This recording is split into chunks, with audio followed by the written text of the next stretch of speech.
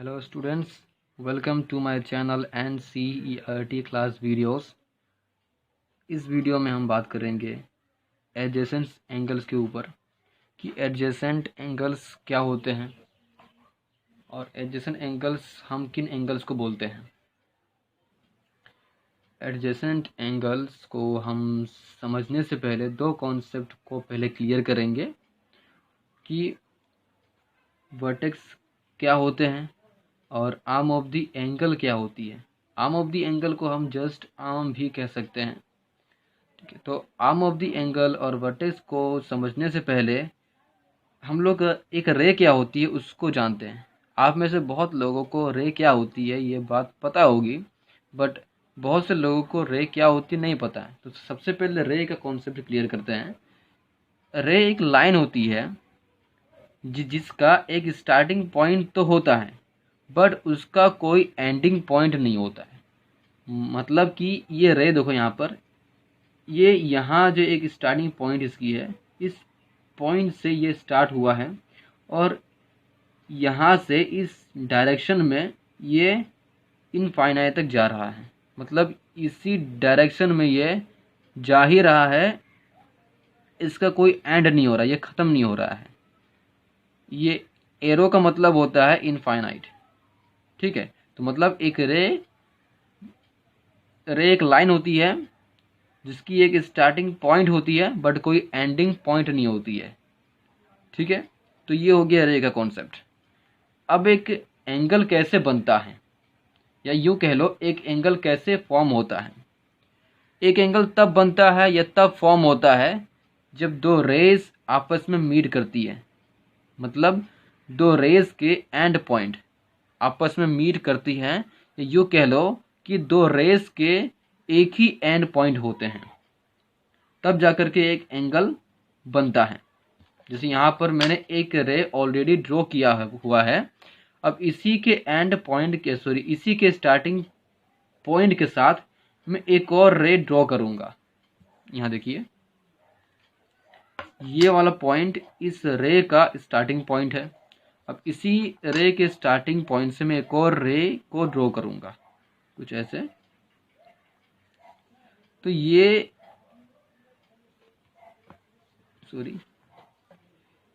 Point इस रे का भी स्टार्टिंग पॉइंट है और यही पॉइंट इस रे का भी स्टार्टिंग पॉइंट है। तो जब इन दोनों रेस के स्टार्टिंग पॉइंट आपस में मीट करती हैं या फिर इन दोनों रेस का एक ही स्टार्टिंग पॉइंट होता है, तो ये दोनों रेस एक एंगल फॉर्म करता है या एक एंगल बनाता है, ठीक है। हाँ, अब देखो यहाँ पर जो इन दोनों रेस का स्टार्टिंग पॉइंट होता है या जिस पॉइंट पे ये दोनों रे बने हुए होते हैं, उस पॉइंट को हम वर्टेक्स कहते हैं, ठीक है। उसी पॉइंट को वर्टेक्स कहते हैं। मतलब एक एंगल का जो ये दोनों रे को मीट करने वाली जो पॉइंट होती है, उसी पॉइंट को हम वर्टेक्स कहते हैं। तो यहाँ पे आपका वर्टेक्स का कॉन्सेप्ट क्लियर हो चुका है। अभी arm of the angle, arm of the angle किसे कहते हैं? वो दोनों रेस जो एंगल बनाती है, उन दोनों रेस को हम आर्म ऑफ द एंगल कहेंगे। ये दोनों रेस देखो यहाँ पर, ये एक रे है, ये एक रे है, ये दोनों एक ही स्टार्टिंग पॉइंट से हैं और ये दोनों ये दोनों रेस एक एंगल बना रही हैं। तो मतलब ये दोनों रेस को हम लोग आर्म ऑफ द एंगल कहेंगे, ठीक है।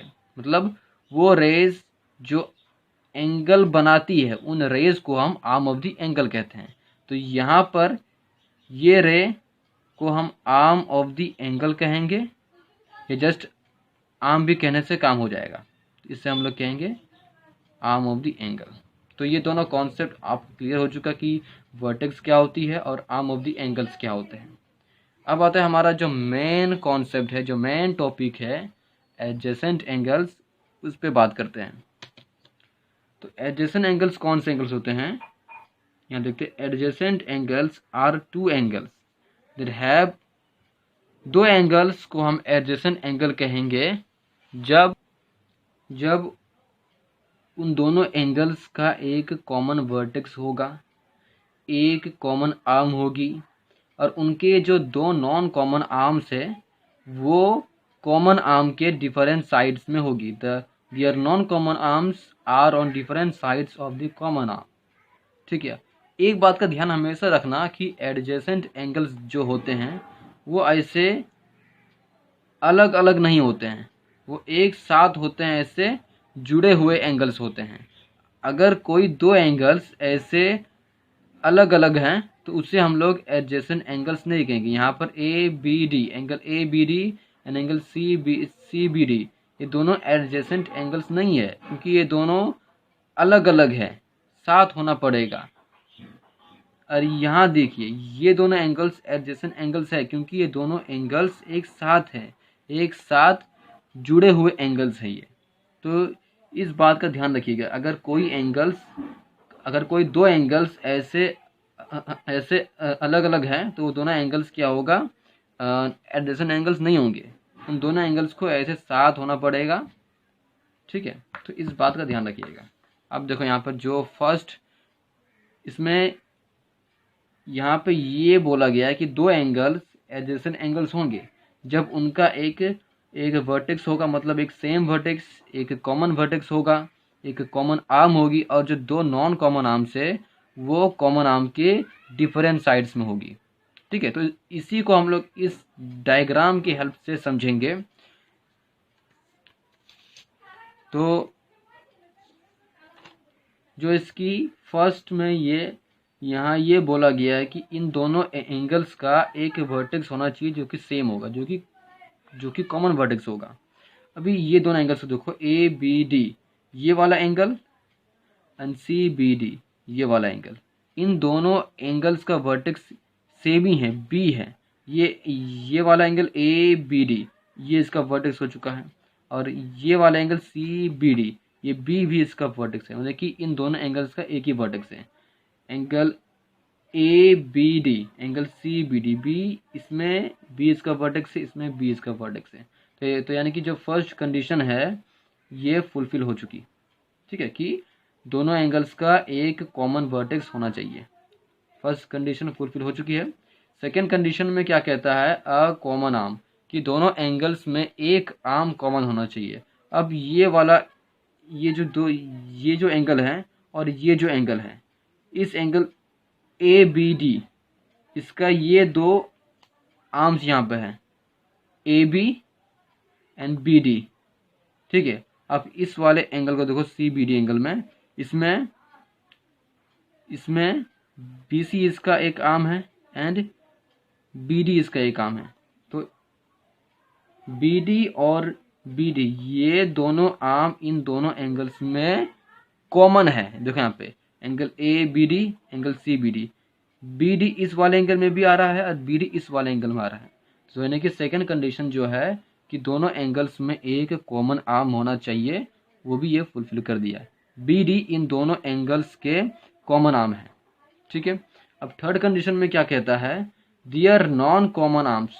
नॉन कॉमन आर्म्स कौन से आर्म्स होते हैं, वो आर्म जो दोनों में कॉमन नहीं है। यहाँ पे इस वाले एंगल में और इस वाले एंगल में देखो, यहाँ पे ए बी ये वाली आर्म ए बी, और यहाँ पे सी बी ये वाली आर्म, ये दोनों आर्म नॉन कॉमन आर्म्स। देखिए ये दोनों आपस में कॉमन नहीं है, सिर्फ ये बी डी इन दोनों में कॉमन आर्म थी।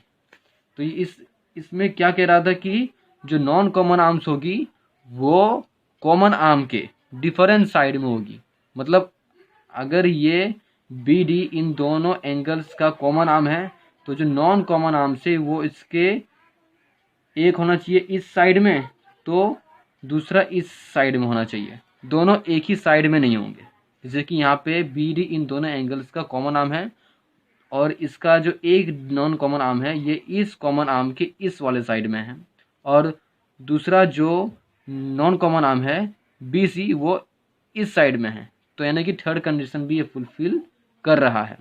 तो ये जो ये जो हमारे एंगल्स हैं A B D and C B D, ये दोनों एंगल्स एडजेसेंट एंगल्स होंगे।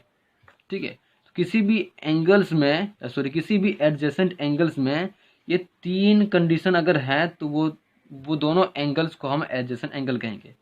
और अगर हमें किसी भी दो एंगल को चेक करना है कि दोनों एंगल्स एडजेसेंट एंगल है कि नहीं, तो हमें ये तीन कंडीशंस को चेक करने के बाद वो एडजेसेंट एंगल है कि नहीं पता चल जाएगा।